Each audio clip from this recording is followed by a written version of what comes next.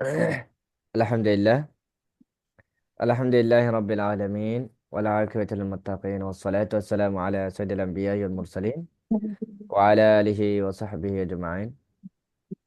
ربنا ظلم ربي يسر ولا تعسر وتمم علينا بالخير. ربي زدني علما، ربي اشرح لي صدري ويسر لي أمري واحلل عقدة من لساني يفقه قولي. اللهم صل على محمد وعلى آل محمد كما صليت على إبراهيم وعلى آل إبراهيم إنك حميد مجيد.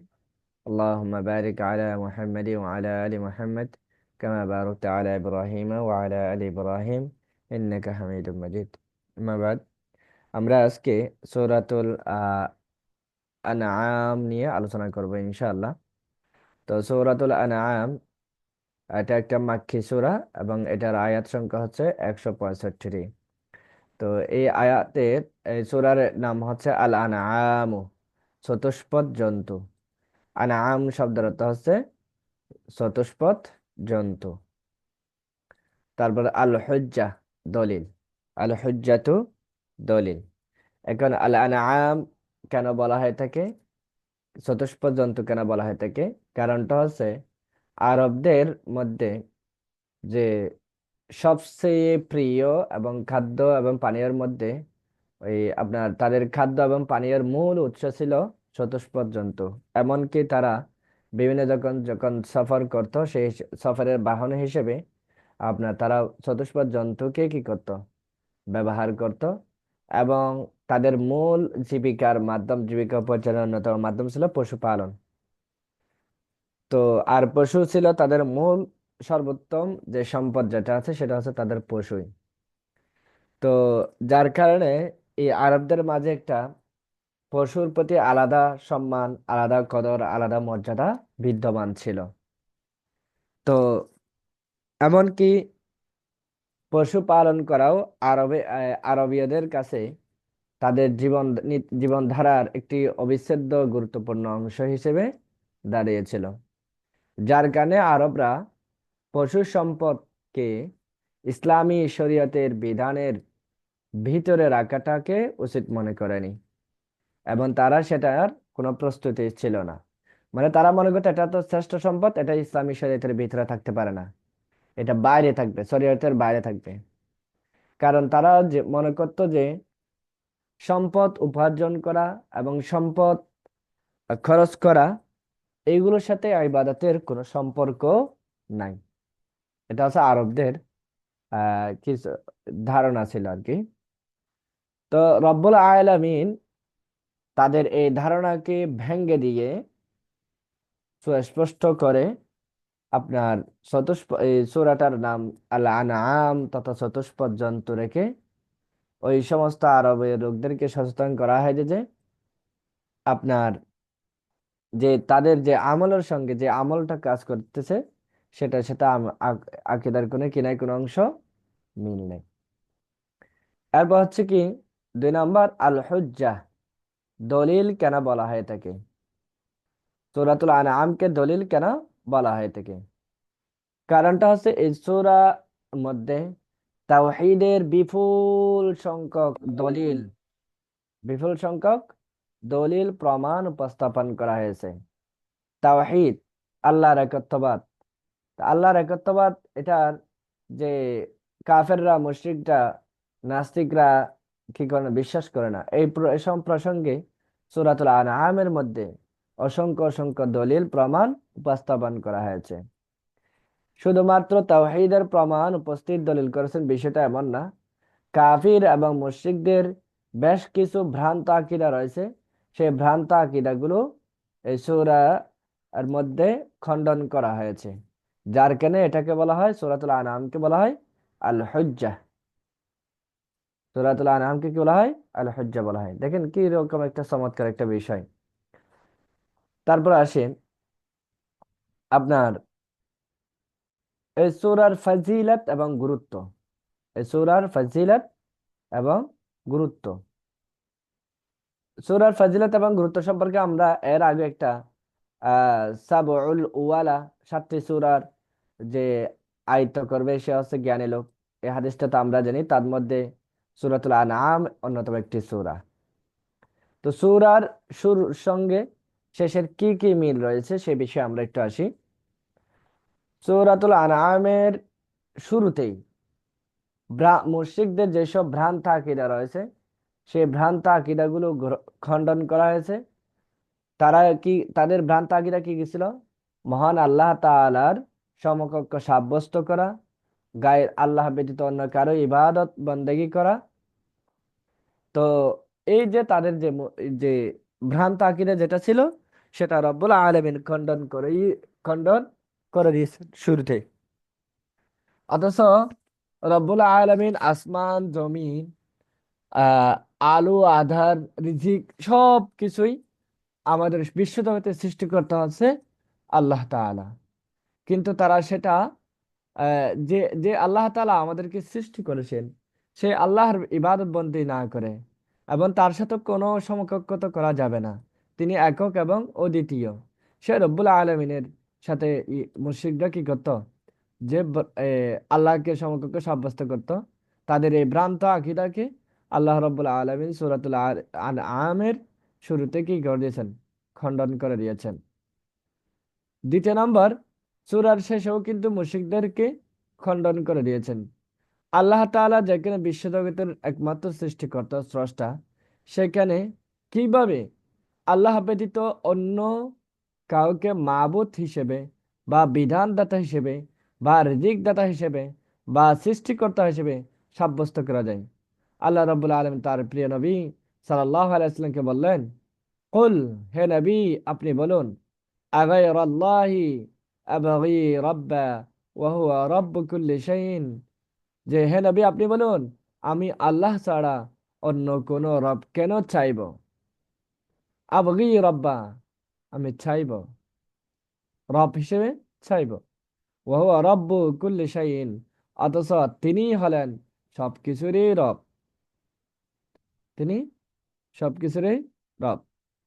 আচ্ছা, এরপর হচ্ছে এই হাদিসের মূল অর্থটা হচ্ছে যে এই আয়াতের মূল বিষয়টা হচ্ছে আল্লাহ তাআলা তার নবীকে বলতেছেন, নবী যেন তার উম্মতকে বলে দে যে আল্লাহ ছাড়া কিভাবে অন্য কারো ইবাদত করব, যেখানে তিনি বিশ্বজগতের প্রতিপালক। এবং এটা হচ্ছে কি, মহান আল্লাহ তাআলার তাওহীদ হওয়ার ক্ষেত্রে, তাওহীদের ক্ষেত্রে আপনার অত্যন্ত শক্তিশালী একটি দলিল, হুজ্জাত।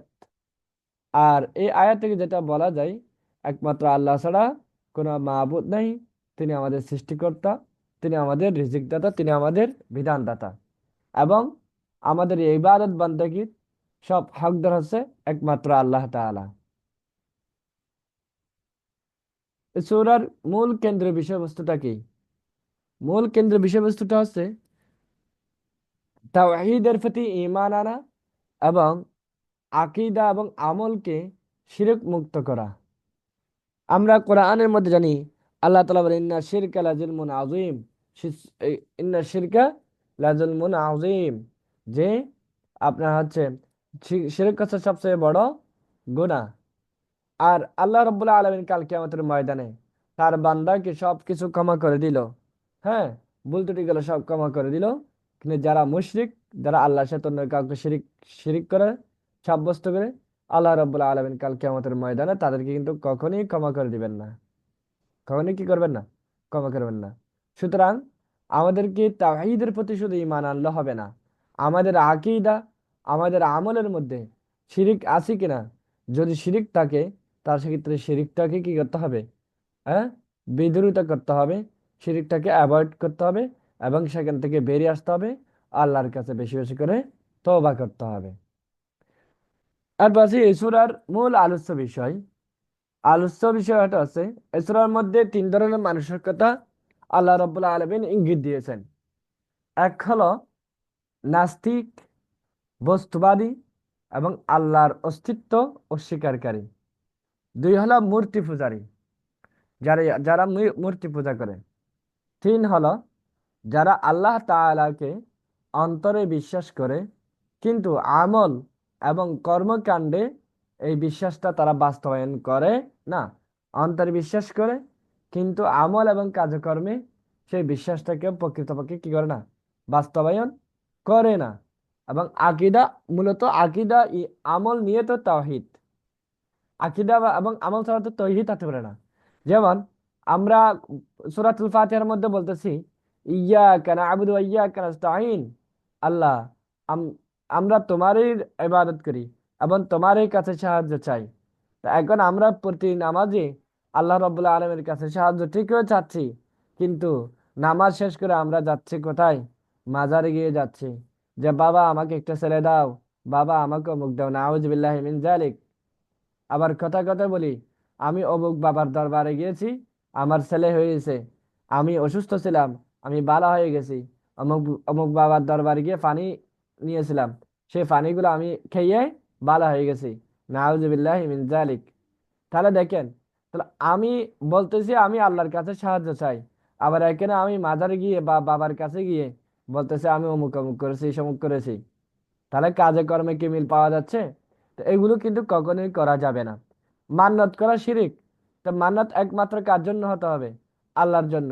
এখন যদি বলি আমি অমুক অমুক অমুক, তো যে অমুক অমুক অমুকের জন্য মানত, অমুকের জন্য মানত, এই সেই, তো এগুলো তো স্পষ্ট শিরিক। তো কিন্তু মানত হবে একমাত্র আল্লাহর জন্য। কসম একমাত্র আল্লাহর নামে কসম হতে পারে, অন্য কারো নামে আমরা কসম করে থাকি যে এই যে ওই আমার ছেলের কসম, আমার মাথার কসম, এটা এগুলো কসম হয় না। এই যে আমাদের ঈমান, যে আমাদের আমল, যে বিষয়গুলো রয়েছে, এগুলোর সমন্বিত রূপটাই হচ্ছে তাওহীদ। তো এক্ষেত্রে আমাদের ঈমান আমলের মধ্যে কোনো শিরিকের গন্ধ আছে কিনা, শিরিকের কোনো আহ দ্বারা ধারে ভাষা আছে কিনা, সেগুলোই কিন্তু যাচাই করতে হবে। এখন আমরা যে আল্লাহকে অন্তর বিশ্বাস করি, কিন্তু কাজকর্মে সে বিশ্বাসটা বাস্তবায়ন না করি, তাহলে সেটার কোনো মূল্য থাকবে না। আল্লাহ রব্বুল আলামিন সূরাতুল আলী ইমরানের মধ্যে এই তিন ধরনের মানুষের কথা কি করেছেন? সম্বোধন করেছেন। কি? এক নাম্বার কাদের? যারা নাস্তিক, বস্তুবাদী, আর যারা আল্লাহর অস্তিত্বকে স্বীকার করে না তাদের কথা। দুই নাম্বার হচ্ছে মূর্তি পূজা যারা করে তাদের কথা। তিন নাম্বার যারা আল্লাহ রব্বুল আলামিনকে অন্তর্বিশ্বাস করে, কিন্তু কাজে কর্মে তারা কি করে না, সে বিশ্বাসটাকে বাস্তবায়ন করে না। তো অন্যান্য মাক্কি সূরার মতো সূরাতুল আনআমের আলোচনাও কিন্তু দাওয়ার তিনটি মৌলিক বিষয়বস্তু নিয়ে আলোচনা করা হয়েছে। সেটা হচ্ছে কি? তাওহীদ, রিসালাত এবং আখিরাত। সূরাতুল আনআমের দাওয়ার কয়টি মৌলিক বিষয় নিয়ে আলোচনা করা হয়েছে? তিনটি। তাওহীদ, রিসালাত, আখিরাত। এই তিনটি বিষয়ের যে দাওয়া প্রদানের দুটি উসলুব বা পদ্ধতি কোরআনুল কারীমে এসেছেন। কি কি? মানে এই তিনটি তাওহীদ, রিসালাত, আখিরাত, এই তিনটি বিষয়ের যে অন্যকে কিভাবে দাওয়াত দেওয়া যায়, সে দাওয়াত দেওয়ার দুটি উসলুব তথা পদ্ধতি, দাওয়া পদ্ধতি কোরআনের মধ্যে এসেছেন। এক নাম্বার হচ্ছে উসলুব তাকরীর, মানে বর্ণনা পদ্ধতি, দাওয়াটা কিভাবে হতে পারে বর্ণনা পদ্ধতি। দুই নাম্বার উসলুব তালকিন, শিক্ষাদান পদ্ধতি। উসলুব তালকিন, শিক্ষাদান পদ্ধতি। তো সূরাতুল আনআমে এই দুটি পদ্ধতির কথা বর্ণনা হয়েছে। আমরা একটু আসি যে উসলুবুত তাকরীর তথা বর্ণনা পদ্ধতি। তো সৃষ্টি জগতের বিভিন্ন বিষয় নিয়ে চিন্তা গবেষণা করা, রিসার্চ করার সূত্রে মহান আল্লাহ রব্বুল আলমের অস্তিত্ব, আল্লাহর অপরিসীম শক্তি, মহান আল্লাহ তাআলা পরাক্রমশালী, বিশ্বজগতে একমাত্র আল্লাহ তাআলার আর যে বিনা দ্বিধায়, বিনা বিনা দ্বিধায় কোনো বাধাহীন ছাড়া একমাত্র তারই আধিপত্য, বিশ্ব জগৎ একমাত্র আল্লাহরই নিয়ন্ত্রণ এবং একমাত্র আল্লাহ তাআলার ক্ষমতা ইত্যাদি কি করা, দলিল বর্ণনা করা হচ্ছে কি? উসলুবুত তাকরীর। উসলুবুত তাকরীর। উসলুবুত তাকরীর মানে কি? আল্লাহ রাব্বুল আলামিনের অস্তিত্ব স্বীকার করা, আল্লাহর যে শক্তি, সামর্থ্য, আল্লাহ তাআলা বিশ্বজগতের একমাত্র আধিপত্য এবং নিয়ন্ত্রণকারী এবং ক্ষমতা ইত্যাদির দলিল বর্ণনা করাটা হচ্ছে উসলুবুত তাকরীর। তো এই পদ্ধতিতে পাঠক হোক বা শ্রোতা হোক, তাদের অন্তরে স্রষ্টার গুরুত্ব এবং স্রষ্টার যে প্রক্ষমে যে আপনার উপলব্ধি, যেটা সংসারিত করার জন্য যে আপনার রব্বুল আলামিন এই সূরার মধ্যে হুয়া শব্দটি, হুয়া সর্বনামটি তিনি ব্যবহার করেছেন, যেন যে নিদর্শনগুলো বলা হচ্ছে সে নিদর্শনগুলো তার সামনে দৃশ্যমান অবস্থায়, অর্থাৎ এমন দৃশ্যমান যা সে নিজের চোখে দেখতেছে। এই সূরার মধ্যে হুয়া দিয়ে মহান আল্লাহ রাব্বুল আলামিন নিজেকে হুয়া দিয়ে সম্বোধন করার মাধ্যমে টোটাল 28 বার ব্যবহার করেছেন। কতবার? 28 বার। এটা হলো উসলুবুত তাকরীর। যেমন আল্লাহ রাব্বুল আলামিন বলতেছেন, হুয়াল্লাযী খালাকাকুম মিন তিন সুম্মা ক্বাদা আজালা ওয়া আজালুম মুসাম্মান ইনদাহু সুম্মা আনতুম তামতারুন। হুয়া দেখেন, হুয়া মানে কাকে বোঝানো হয়েছে? আল্লাহ তাআলাকে বোঝানো হয়েছে। আল্লাহর যে সৃষ্টিকর্তা স্রষ্টা, আল্লাহর যে গুরুত্ব, এটা বোঝানোর জন্য তিনি হুয়া দিয়ে কি করেছেন? বর্ণনা করে দিয়েছেন। হুয়া, তিনি হলেন আল্লাযী, যিনি খালাকুম, তোমাদেরকে সৃষ্টি করেছেন, মিন তিন, মাটি থেকে। কোথা থেকে? মাটি থেকে। সুম্মা কদা আজালা, তারপর তিনি একটি নির্ধারিত সময়, একটি সময় নির্ধারণ করেছেন। ও আজালাম মুসাম্মান ইনদাহু, এবং তিনি আরেকটি নির্ধারিত সময়, এবং তার কাছে আরেকটি নির্ধারিত সময় রয়েছে। সুম্মা আনতুম তামতারুন, তারপরে তোমরা সন্দেহ করো। অর্থাৎ আল্লাহ রব্বুল আলামিন মানুষকে মাটি থেকে সৃষ্টি করেছেন একটা নির্দিষ্ট সময়ের জন্য। এই যে কেউ 50 বছর, কেউ 30 বছর, কেউ 60 বছর, কেউ 70 বছর, কেউ 100 বছর, একটা নির্দিষ্ট সময়ের জন্য আল্লাহ রব্বুল আলামিন মানুষকে মাটি দিয়ে সৃষ্টি করেছেন। আবার ঠিক নির্দিষ্ট সময়ের পরেই আল্লাহ রব্বুল আলামিনের কাছে আবার চলে যেতে হবে। তো এরপরেও কিন্তু আমরা সন্দেহ করে থাকি। এটা যেন সন্দেহ না করা হয়, সেজন্য আল্লাহ রাব্বুল আলামিন বলতেছেন যে সুম্মা আনতুম তামতারুন, তারপরেও কেন তোমরা কি করতেছো? সন্দেহ করো। তোমরা তো আসছো এখানে, দুনিয়াতে আসছো হচ্ছে কিসের জন্য? ক্ষণিকের জন্য, অস্থায়ী। যে কোনো মুহূর্তে আমি ডাকলে চলে যেতে হবে। এরপর আল্লাহ রাব্বুল আলামিন নিজের গুরুত্ব বর্ণনার ক্ষেত্রে আরো বলতেছেন, وهو الله في السماوات وفي الأرض يعلم سركم وجهركم ويعلم ما تكسبون। আল্লাহর পর সে বলতেছেন, আল্লাহ হচ্ছে কে?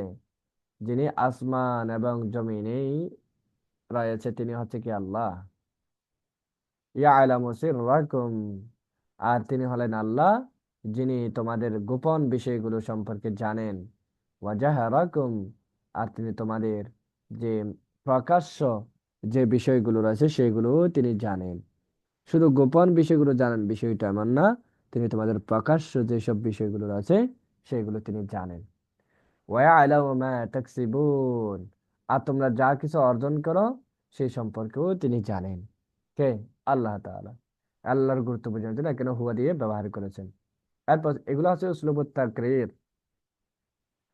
তারপর আরো বলতেছেন, ওয়ালাহু মা সাকানা ফিল লাইলি ওয়ান নাহার ওয়া হুয়াস সামিউল আলিম। ওয়ালাহু মা সাকানা ফিল লাইলি ওয়ান নাহার, রাতে এবং দিনে যা কিছু থাকে না কেন, সবকিছু কার? আল্লাহ রব্বুল আলমিনের। ওয়া হুয়াস সামিউল আলিম, আর তিনি সবকিছু শুনেন, সবকিছুই জানেন। এরপর আরো বলতেছেন, وَإِن يَمْسَسْكَ اللَّهُ بِضُرٍّ فَلَا كَاشِفَ لَهُ إِلَّا هُوَ وَإِن يَمْسَسْكَ بِخَيْرٍ فَهُوَ عَلَى كُلِّ شَيْءٍ قَدِيرٌ। وَإِن يَمْسَسْكَ اللَّهُ, যদি আল্লাহ রব্বুল আলামিন তোমাকে যদি কোনো কষ্ট দেন, বিদুর মানে কষ্ট দেন, ফালা কাশিফা লাহু, তাহলে তিনি ব্যতীত পৃথিবীর কারো কোনো ক্ষমতা নাই যে সে কষ্টটা দূর করতে পারবে। তিনি ব্যতীত অন্য কেউ কষ্ট দূর করতে পারে না। ইল্লাহ হুয়া, তিনি ব্যতীত, কে ব্যতীত? আল্লাহ ব্যতীত।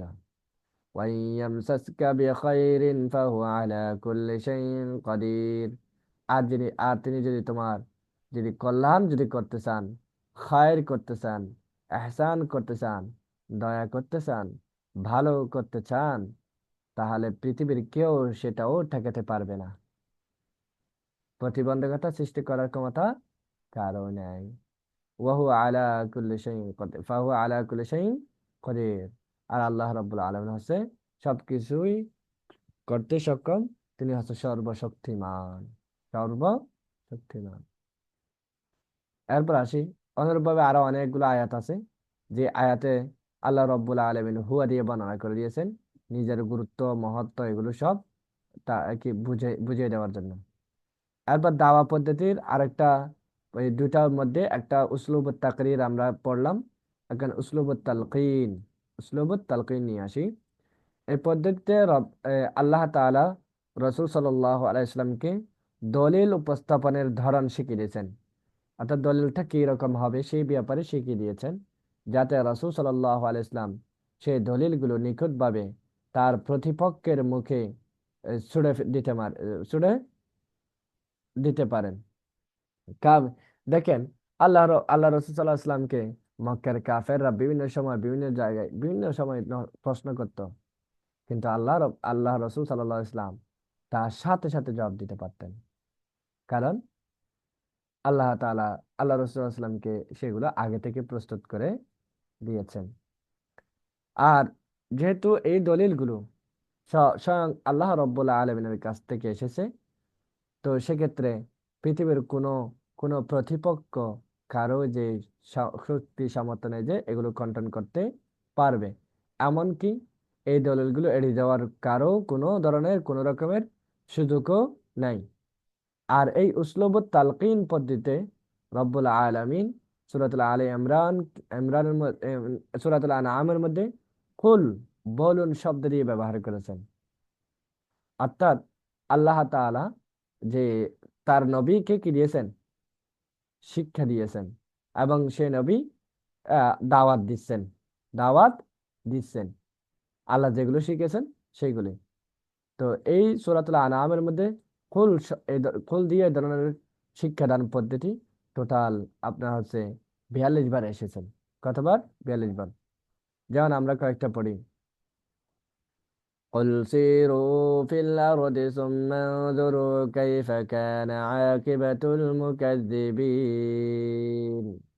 قل হে নবী, আপনি বলুন, সিরু ফিল আরদি, তোমরা জমিনের মধ্যে ভ্রমণ করো, সুম্মা উযুরু, অতঃপর তোমরা সেদিকে থাকাও। সেদিকে কি তাকাতে বলেছেন বলেন তো? জমিনের দিকে থাকা মানে জমিনে ভ্রমণ করা বা সেদিকে তাকানোর কথা মানে হচ্ছে আল্লাহ রব্বুল আলমীর সৃষ্টি জগতের প্রতি থাকা।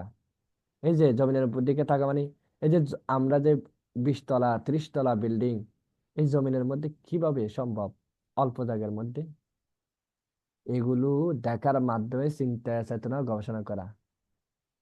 তারপর হচ্ছে আমরা যে একটু ভ্রমণ করতে গিয়ে, যেমন আমরা এই মহাসাগরের মধ্যে কিন্তু আমরা ভ্রমণ করতে চাই, একটু চিন্তা করেন তো আল্লাহ রব্বুল আলমিন যে কত শক্তিশালী, যিনি কিনা এত ঢেউ পানির মধ্যেও একটা ছোট্ট নৌকার মধ্যে আমরা ভ্রমণ করতেছি, ডুবতেছি না, কিন্তু ডুবে যাচ্ছি না, কি পরিমাণ শক্তিশালী। তারপর পাহাড়, তারপর হচ্ছে কি পাহাড় পর্বত নদী নালা, এই যে পাহাড়, এত বড় বড় উঁচু উঁচু পাহাড় ধসে পড়ছে না, কিন্তু যেরকম আস্থা আছে ঠিক সেরকম অবস্থায় স্থিরতা রয়েছে। এখানে সম্মান জরু বলতে এই বিষয়গুলো বোঝানো হচ্ছে, আল্লাহর সৃষ্টি যেগুলো আছে সেগুলোর দিকে তাকানোর কথা বলেছে। এরপর বলা হচ্ছে যে কাইফা কানা আকিবাতুল মুকাজ্জিবিন, যারা সত্যকে প্রত্যাখ্যান করেছিল এবং যারা মিথ্যাবাদী হয়েছিল, তাদের পরিণতি, তাদের শাস্তি কেমন হয়েছিল সেটাও একটু তোমরা দেখো।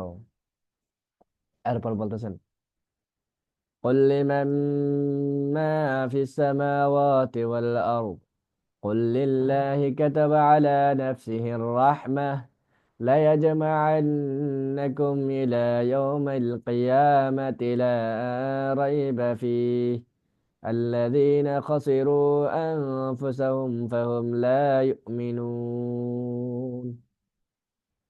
আল্লাহ রাব্বুল আলামিন তার নবীকে বলতেছেন, কুল, হে নবী আপনি বলুন, লিমান, কার জন্য, মা ফিস সামাওয়াতি ওয়াল আরদে, আসমান এবং জমিনে যা কিছু রয়েছে, এই এই জমিনগুলো কার, আসমান এবং জমিনে যা কিছু আছে এগুলো কার, মালিকানা কে, এগুলো একটু তাদেরকে বলেন। কুল, আপনি বলুন, লিল্লাহ, এই আসমান এবং জমিনে যা কিছু আছে সবকিছু কার? আল্লাহ। কাতাবা আলা নাফসিহির রাহমা, এবং কাতাবা, আর তিনি কি করেছেন, যে আপনার নিজেকে স্থির করে দিয়েছেন, কাতাবা ফরজ করেছেন, আলা নাফসিহি, তার নিজের উপর রহমা, দয়া করাকে, দয়া করাকে, অনুগ্রহ করাকে তিনি নিজের কাজ হিসেবে, নিজের জন্য আবশ্যক কাজ হিসেবে তিনি কি করেছেন, স্থির করেছেন। লায়াজমাআন্নাকুম ইলা ইয়াউমিল কিয়ামা, এরপর আল্লাহ রাব্বুল আলামিন বলতেছেন, লায়াজমাআন্নাকুম, অবশ্যই অবশ্যই তোমাদেরকে একত্রিত করা হবে, অবশ্যই অবশ্যই তোমাদেরকে কি করা হবে, সমবেত করা হবে, ইলা ইয়াউমিল কিয়ামা, কাল কিয়ামতের ময়দানে তোমাদেরকে কিন্তু তিনি একত্রিত করবেন। লা রাইবা ফি, এতে বিন্দুমাত্র কোনো সন্দেহ নাই, বিন্দুমাত্র কোনো সন্দেহ নাই।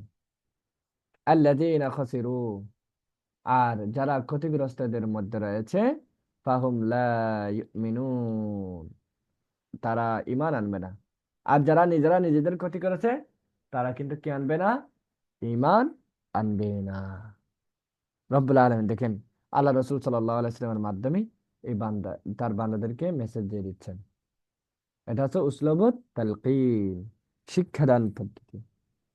আল্লাহ রাব্বুল আলামিন প্রথমত তার প্রিয় হাবিব সাল্লাল্লাহু আলাইহি ওয়াসাল্লামকে এগুলো শিক্ষা দিয়েছেন, তারপর প্রিয় হাবিব সাল্লাল্লাহু আলাইহি ওয়াসাল্লাম তার বান্দাদেরকে এগুলো শিক্ষা দিচ্ছেন।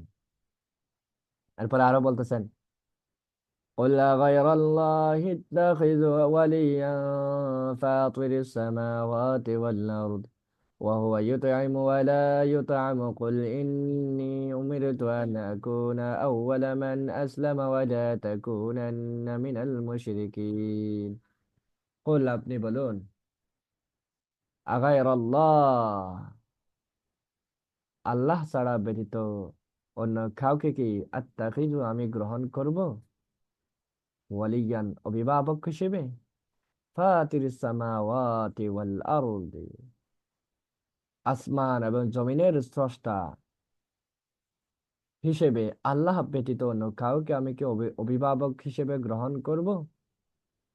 ওয়াহুয়া ইউতআইমু, আর তিনি খাদ্য দান করেন, ওয়ালা ইউতআমু, আর কেউ তাকে খাদ্য দেয় না। আল্লাহ তাআলা কি হচ্ছে, নিজে খাদ্য দান করে থাকেন, কিন্তু ওয়ালা ইউতআমু, তাকে কেউ খাদ্য দেয় না, বরং তিনি খাদ্য দান করে থাকেন। এরপর বলতেছেন, কুল, আপনি বলুন, ইন্নী উমিরতু আন আকুনা আউওয়ালা মান আসলামা, আর আপনি বলবেন, কি বলবেন, যে ইন্নী উমিরতু, নিশ্চয় আমি আদিষ্ট হয়েছি, আমাকে আদেশ করা হয়েছে, আন আকুনা আউওয়ালা মান আসলামা, যে মহান আল্লাহ রব্বুল আলমিনের কাছে প্রথম আত্মসমর্পণকারী ব্যক্তি হতে আমাদেরকে আদেশ করা হয়েছে। ওয়ালা তাকুনান্না মিনাল মুশরিকিন, সুতরাং ওয়ালা তাকুনান্না মিনাল মুশরিকিন, সুতরাং আপনি কিছুতেই, কোনো অবস্থাতেই মুশরিকদের কি হবেন না, অন্তর্ভুক্ত হবেন না। এরপর আসি, আর কি কি শিক্ষা, ঠিক আছে। قل إني أخاف إن عصيت ربي عذاب يوم عظيم। قل, বলুন, ইন্নি আখাফু, আমি ভয় করি, ইন আসাইতু, আমার রব, ইন আসাইতু রব্বি, আমার রবের অবজ্ঞা করা আমি ভয় করি, আযাবা ইয়াউমিন আযীম, এবং আমি আরো ভয় করি যে মহা, যে আযাবের দিন, সবচেয়ে বড় শাস্তির যে দিন আছে, সেই দিনকেও আমি ভয় করি। এটা বলুন। এরপর আরো কি বলতেছেন, আসি, সেটা হচ্ছে, قل أي شيء أكبر شهادة قل الله شهيد بيني وبينكم وأوحي إلي هذا القرآن لينذركم به ومن بلغ إنكم لتشهدون أن مع الله آلهة أخرى قل لا أشهد قل إنما هو إله واحد وإنني بريء مما تشركون। قل, আপনি বলুন, আইয়ু শাইইন আকবারু শাহাদা, শাহাদাতে অর্থাৎ সাক্ষ্যতে সর্বশ্রেষ্ঠ কোন বিষয়ে কি, বিষয়টা কি, কোনটি বিষয়, কোনটি আইয়ুন কোনটি, শাইউন বস্তু জিনিস বিষয়, একবারে সবচেয়ে বড় শাহাদা সাক্ষ্যতা, সাক্ষ্য দেওয়ার মধ্যে। কোল আপনি বলুন, আল্লাহ শাহিদুম বাইনি ওয়া বাইনাকুম, আল্লাহ তাআলা আমাদের এবং তোমাদের মধ্যকার সাক্ষী। ওয়া উহিয়া ইলাইয়া হাদাল কোরআন, ওয়া উহিয়া ইলাইয়া, আর তিনি আমার কাছে ওহী প্রেরণ করেছে, প্রেরণ, আর আমার কাছে ওহী প্রেরণ করা হয়েছে, হাদাল কোরআন, এই কোরআন। কেন?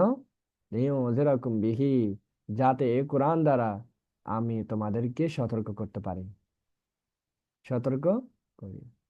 ওয়ামান বালাগা আইন্নাকুম লাতাশহাদুনা আন্না মাআল্লাহ, আর তোমরা এই ব্যাপারে অবশ্যই অবশ্যই সাক্ষ্য দেয় যে, যে সাক্ষ্য দেখি, আল্লাহর সঙ্গে অন্য কোন ইলাহকে, অন্য কোন ইলাহ আছে কি, মানে ওয়ামান বালাগা আইন্নাকুম লাতাশহাদুনা, এবং তোমরা এই, তোমরা কি এটাও সাক্ষ্য দিবে যে, সাক্ষ্য দাও যে আল্লাহর সাথে অন্য কোন ইলাহ আছে। তখন কুল আপনি বলুন, লা আশহাদু, আমি সাক্ষ্য দিই না। কুল আপনি বলুন, ইন্নামা হুয়া ইলাহু ওয়াহিদ, নিশ্চয় তিনি হলেন একক ইলাহ, তার সাথে কোনো শরীক নেই। ওয়া ইন্নানি বারিউম মিম্মা তুশরিকুন, আর তোমরা যে শরীক করো, শিরিক করো, তা থেকে আমি সম্পূর্ণ মুক্ত। আল্লাহ রাব্বুল আলামিন শিক্ষা দিয়ে দিচ্ছেন কাফিরদের মোকাবিলায় কিভাবে কাকে কি কথা বলবে। তো এভাবে প্রায় এখানে এই আয়াত সংখ্যা দিয়ে দিয়েছেন। আল্লাহ রাব্বুল আলামিন দাওয়া দেওয়ার যে রাসূল সাল্লাল্লাহু আলাইহি ওয়াসাল্লামকে কিভাবে শিক্ষা দিয়েছেন সে ব্যাপারে এখানে কিন্তু এই আয়াতগুলোতে বর্ণনা দেওয়া আছে। আমরা একটু এগুলো শব্দ শব্দ তর্জমা পড়ার জন্য চেষ্টা করব, সেই সাথে তাদাব্বুর করার জন্য চেষ্টা করব ইনশাআল্লাহ।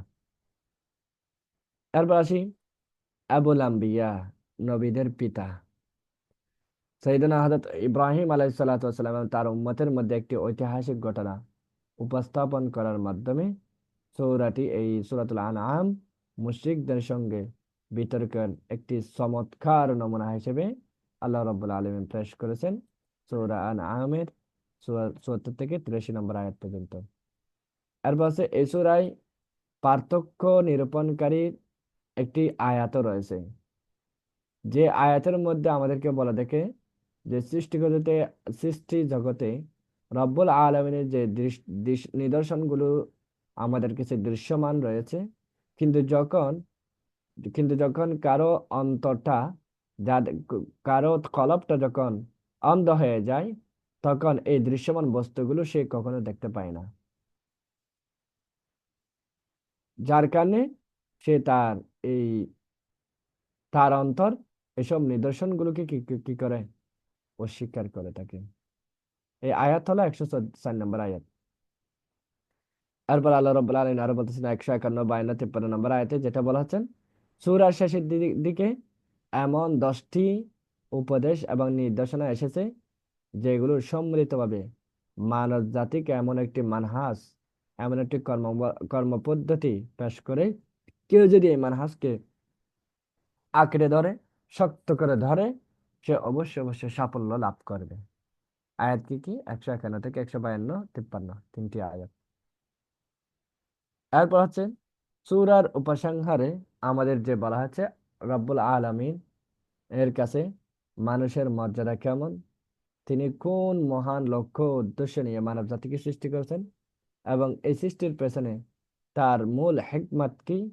এক কথায় সে যে মহান লক্ষ্য হলো যে আল্লাহ তাআলা তার প্রদত্ত মানহাজ অনুযায়ী পৃথিবীকে তিনি সাজাবেন, বিনির্মাণ করবেন।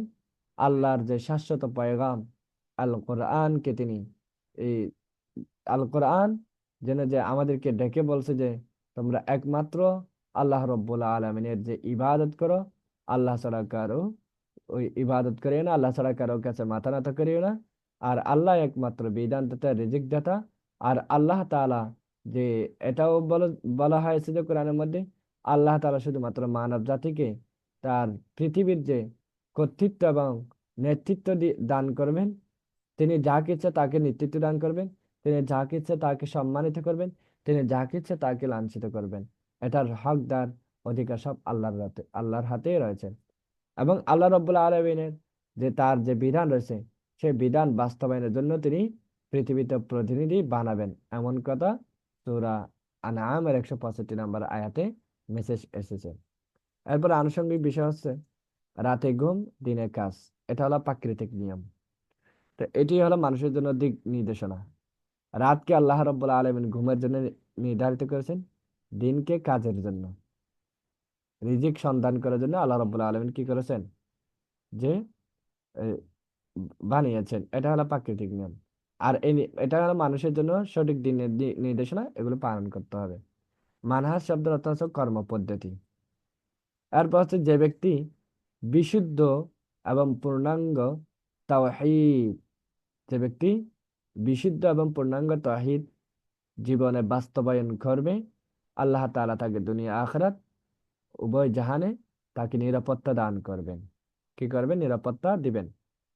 এবং এটাও বলা হয়েছে যে স- সংখ্যা যদি বেশি হয়, সেটা কখনো হকের দলিল হতে পারে না, হকের দলিল হতে পারে না।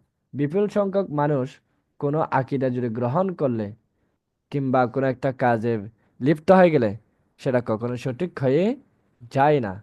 বরং আল্লাহ রব্বুল্লাহ আলমিন যেটা বলেছেন, সেটাই, যে আকীদার কথা বলেছেন, সে আকীদাটা গ্রহণ করলেই সেটাই সঠিক। সে আকীদা যদিও বা একজন করুক, তা তো কোনো সমস্যা নাই। তারপর একজন সালাফ বলেন, তুমি হেদায়েতের পথে অটল থাকো, পথিকের স্বল্পতায় তুমি বিচলিত হইও না। তুমি হেদায়েতের পথে অটল থাকো, ইস্তেকামাত থাকো। এই হেদায়েতের পথে দেখা যাবে অল্প মানুষ পাবে, সুতরাং এতে তোমার বিচলিত হওয়ার প্রয়োজন নেই। গুমরাহির পথ থেকে তুমি দূরে থাকো, ভ্রষ্ট লোকদের সংখ্যাধিক্য থেকে প্রতারিত হইও না। যারা গুমরাহির মধ্যে রয়েছে, সে গুমরাহির মধ্যে সংখ্যা বেশি হলে যে তারা সত্য মনে করবে না, বরং সেখান থেকে পিছু হটে সরে আসতে হবে। তার প্রতারিত না হওয়া থেকে নিজেকে বিরত রাখতে হবে। কিয়ামতের সবচেয়ে আ- আলামত সমূহের মধ্যে সবচেয়ে বড় আলামত সমূহ হচ্ছে কি, আলামত সমূহ প্রকাশ হওয়ার আগ পর্যন্ত বান্দার ঈমান গ্রহণ করা হবে এবং আল্লাহ রব্বুল আলামিনের তওবা কবুল করা হবে। যখন এই কিয়ামতের বড় বড় আলামতগুলো যখন কি হয়ে যাবে, প্রকাশ পেয়ে যাবে, তখন তওবার দরজাও বন্ধ হয়ে যাবে। কারো তওবা আর তখন কখনো কবুল করা হবে না। ঈমানের দরজাও বন্ধ হয়ে যাবে, কারো ঈমানও কবুল করা হবে না। আল্লাহ রাসূল সাল্লাল্লাহু আলাইহি ওয়াসাল্লাম ইরশাদ করেছেন এই ব্যাপারে, لا تقوم الساعة حتى تطلع الشمس من مغربها فإذا رآها الناس آمن من عليها فذاك حين لا ينفع نفسا إن إيمانها لم تكن آمنت من قبل। ততক্ষণ পর্যন্ত কিয়ামত সংঘটিত, লা তাকুমুস সাআহ, ততক্ষণ পর্যন্ত কিয়ামত সংঘটিত হবে না, হাত্তা তাতলু আশ-শামসু ফি মাগরিবিহা, যতক্ষণ পর্যন্ত সূর্য আপনার এম, পশ্চিম দিকে ওঠে নাই। যতক্ষণ পর্যন্ত সূর্য পশ্চিম দিকে উঠবে না, ততক্ষণ পর্যন্ত কিয়ামত হবে না। যেদিন সূর্য পশ্চিম দিকে উদয় হবে, সেদিন মনে করতে হবে কিয়ামত। ফাইজা রাআহান নাস, যখন মানুষ তা দেখবে, দৃশ্যটা দেখবে, আমানা মানা আলাইহা, তখন পৃথিবীর সব মানুষ ঈমান নিয়ে আসবে। ফাযাকা হিনা, আর সেটি কিন্তু এমন এক সময় হবে, সেটা হচ্ছে কি, এমন সময় কি হবে, লা ইয়ানফাউ নাফসান ঈমানুহা, তখন যে আপনার তার সেই ঈমান, তার সেই যে ঈমান আছে, সে যেহেতু আগে ঈমান আনে নাই, সুতরাং লাম তাকুন আমানাত মিন ক্বাবলু, সে যেহেতু পূর্বে যেহেতু ঈমান আনে নাই, সুতরাং সেই যে কিয়ামতের দৃশ্য দেখার সাথে সাথে যদি ঈমান আনতে চায়, তখন সেই ঈমান কোনো কাজেই আসবে না, কোনো কাজে আসবে না। আল্লাহ রাসূলুল্লাহ সাল্লাল্লাহু আলাইহি ওয়াসাল্লাম এটা বলতেছেন। এবং সেটা আল্লাহ রাসূলুল্লাহ সাল্লাল্লাহু আলাইহি ওয়াসাল্লাম এই আয়াতে তালাই করেন কি, هل ينظرون إلا أن تأتيهم الملائكة أو يأتي ربك أو يأتي بعد آيات ربك يوم يأتي بعد آيات ربك لا ينفع نفسا إيمانها لم تكن آمنت من قبل أو كسبت في إيمانها خيرا قل انتظروا إنا منتظرون هل ينظرون তারা কি দেখে ইল্লা আন তাতিয়াহুমুল মালাইকা যে তাদের কাছে যে ফেরেশতা আসবে এটি ছাড়া তারা কি দেখে যে তাদের কাছে যে ফেরেশতা আসবে আও ইয়াতিয়া রব্বুকা অথবা তোমার তোমার রব কি আসবে আসবেন তোমার রব আসবে আও ইয়াতিয়া বা'দা আয়াতি রাব্বিকা অথবা তোমার রবের কোন- কি কোনো নির্দেশনা আসবে এই নির্দেশনাগুলো ছাড়া কি তারা অন্য কিছুর জন্য ইয়ানজুরুন অপেক্ষা করছে কিনা মানে তারা এরকম যে আল্লাহর যে নিদর্শন যেগুলো আছে যে ফেরেশতা আসবে নিদর্শন আসবে এগুলোর জন্য কি তারা অপেক্ষা করতেছে নাকি এগুলো ছাড়া অন্য কিছুর জন্য অপেক্ষা করছে এটা প্রশ্ন ছুটে দিয়েছেন এরপর আসি ইয়াউমা ইয়াতি বা'দু আয়াতি রাব্বিক আর তোমার রবের এবং এমন একদিন তোমার রবের কিছু নিদর্শন আসবে লা ইয়ানফাউ নাফসান ঈমানুহা তখন সেই নিদর্শন আসার সময় যদি তোমরা তার প্রতি ঈমান আনয়ন করো তখন সেক্ষেত্রে সেই ঈমান কোনো কাজে আসবে না লাম তাকুন আমানাত মিন ক্বাবলু কারণটা কি যে সে আগে থেকে যেহেতু ঈমান আনেনি আও কাসাবাত ফি ঈমানিহা খায়রা অথবা ঈমান আগে ঈমান আনলেও ঈমান ঈমানের মেসেজ অনুযায়ী কনসেপ্ট অনুযায়ী সে কোনো সৎ কাজ করেনি ভালো কাজ করেনি কুল আপনি বলুন ইনতাজিরু তোমরা অপেক্ষা করো ওয়া ইন্না মুনতাজিরুন এবং আমরাও অপেক্ষা করি আমরাও কি করি অপেক্ষা করি এবার আল্লাহ রাসূল সাল্লাল্লাহু আলাইহি ওয়াসাল্লাম আরো বলতেছেন যে ইজা রাআইতাল্লাহু ইউতিল আবদা মিনাদ দুনিয়া আলা মাআসিহি মা ইউহিব্বু ফাইন্নামা হুয়া ইস্তিদরাজ ثم تلا رسول الله صلى الله عليه وسلم فلما نسوا ما ذكروا به فتحنا عليهم أبواب كل شيء حتى إذا فرحوا بها أوتوا أخذناهم بغتة فإذا هم مبلسون إذا رأيت الله إذا رأيت যখন তুমি দেখো আল্লাহ ইউতিল আবদা আল্লাহ তাআলা যে কোনো বান্দাকে দান করেন দুনিয়াতে আলা মাআসিহি মা ইউহিব্বু অর্থাৎ আল্লাহ তাআলা যখন কোনো বান্দাকে গুনাহ করার পরও তার পছন্দনীয় নিয়ামত সমূহ তিনি দান করছেন দেখেন দেখেন আমরা যে মানুষের কত অবজ্ঞা করতেছি আল্লাহর কত অবজ্ঞা করতেছি কিন্তু আল্লাহ তাআলা তার নিয়ামত কিন্তু বন্ধ করে দেয়নি তিনি তার নিয়ামত জারি করে রেখেছেন ফাইন্নামা হুয়া ইস্তিদরাজ আর ফাইন্নামা হুয়া এই যে নিয়ামত যে ধরে রেখেছেন এই নিয়ামত এটা হচ্ছে ইস্তিদরাজ ইস্তিদরাজ মানে শব্দের অর্থ হচ্ছে আপনার অবকাশ দিয়ে ধীরে ধীরে পাকড়াও করা আল্লাহ রাব্বুল আলামিন বলতেছেন হে হে আমার বান্দা করো করে একদমই যা আছে তাই তুমি করো আমি কিন্তু ধীরে ধীরে তোমাকে ধরবো এমন একদিন আসবে এমন ধরা ধরবো সেই ধরাতে কিন্তু বাঁচার উপায় নাই কিন্তু আমি তোমাকে কি দিয়ে দিচ্ছি নিয়ামত দিয়ে দিচ্ছি তো তারপর হচ্ছে কি গুনাহ করার পরও আল্লাহ তাআলা তার মনের আশা সব পূরণ করছেন এর অর্থ হলো আল্লাহ তাকে ঢিল দিয়েছেন মানে তবে ছেড়ে দেন নাই ধীরে ধীরে তাকে শক্তভাবে কি করবেন পাকড়াও করবেন দেখে যে আল্লাহ তাআলা কোনো বান্দা যদি গুনাহ করে তাকে ক্ষমা করবেন তার মানে এই না যে তাকে মকবুল বান্দা হিসেবে নিয়েছেন বিষয়টা এমন না তাকে একটু টাইট দেয় না আর কি আল্লাহ তাআলা ধীরে ধীরে কি করবেন শক্ত করে ধরবেন ইস্তেদরাজ মানে হচ্ছে এটাই সুম্মা তালা রাসূলুল্লাহ সাল্লাল্লাহু আলাইহি ওয়াসাল্লাম তখন আল্লাহ রাসূল সাল্লাল্লাহু আলাইহি ওয়াসাল্লাম এই আয়াতটি তেলাওয়াত করেন فلما نسوا ما ذكروا به فتحنا عليهم أبواب كل شيء حتى إذا فرحوا بما أوتوا أخذناهم بغتة فإذا هم مبلسون. আর ফালাম্মা নাসু, অতঃপর যখন তারা ভুলে গিয়েছিল, মা যুক্কিরু বিহি, তাদেরকে যে উপদেশ দেওয়া হয়েছিল সেই উপদেশগুলো তারা কি যখন ভুলে গিয়েছে, ফাতাহনা আলাইহিম আবওয়াবা কুল্লি শাইইন, সুতরাং আমি তাদের জন্য, তাদের সুখের জন্য, আনন্দের জন্য আমি সব দরজা খুলে দিলাম। হাত্তা,